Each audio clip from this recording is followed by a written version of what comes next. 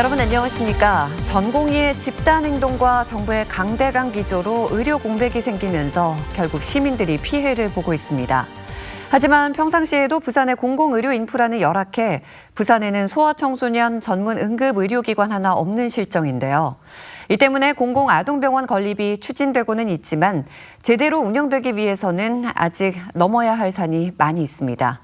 류재민 기자입니다. 이른 아침부터 환자들로 가득 찬 어린이병원. 부산 지역 어린이병원 대부분이 비슷한 모습입니다. 지난 2021년 기준 부산 지역 소아청소년 인구 10만 명당 소아청소년과 의원 수는 25.4곳. 대도시를 기준으로 서울과 대구, 인천보다도 적어 소아청소년 의료 인프라 수준이 낮습니다.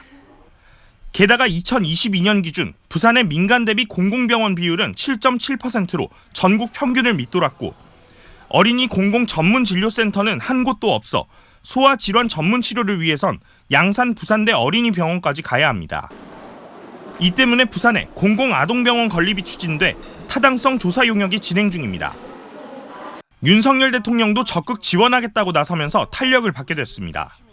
아동을 위한 공공보건의료 체계가 더욱 두터워질 수 있도록 부산 어린이병원 건립을 중앙정부에서 지원할 것입니다. 부산시 설문조사 결과 응답자의 71%가 가장 필요한 아동의료 서비스로 응급의료를 꼽을 만큼 가장 시급해 보이는 건 365일 24시간 진료를 받을 수 있는 진료센터 구축입니다. 현재 아동병원은 80병상 규모의 90여 명의 의료 인력으로 계획 중입니다.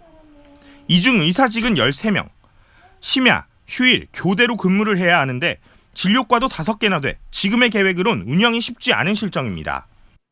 따라서 병원의 기능이 어디까지인지 정확한 목표를 설정해 적정 의료 인력을 다시 산출하는 동시에 대학병원과 지역의료원의 연계 방안 등도 검토해야 한다는 게 전문가들의 의견입니다. 또 실제로 양산 부산대 어린이병원과 충남권 어린이재활병원이 30억 원대 적자를 기록한 점을 감안할 때 지속적인 재정 지원 등을 정부로부터 이끌어내 적자폭을 줄일 수 있는 방안도 필요합니다. 건강보험관리공단 등을 통해서 정확한 의료 데이터를 확보하고 다빈도 중심의 진료 과목을 우선적으로 개설을 하고요. 또 소아청소년 과목에 있어서 우리 응급의료 필수에 중점을 좀 두고 오는 2028년을 목표로 추진 중인 부산 아동병원. 부산시는 국비 확보와 관련해 보건복지부와 협의한 뒤 다음 달 중으로 자문위원회를 열 계획입니다. MBC 뉴스 류재민입니다.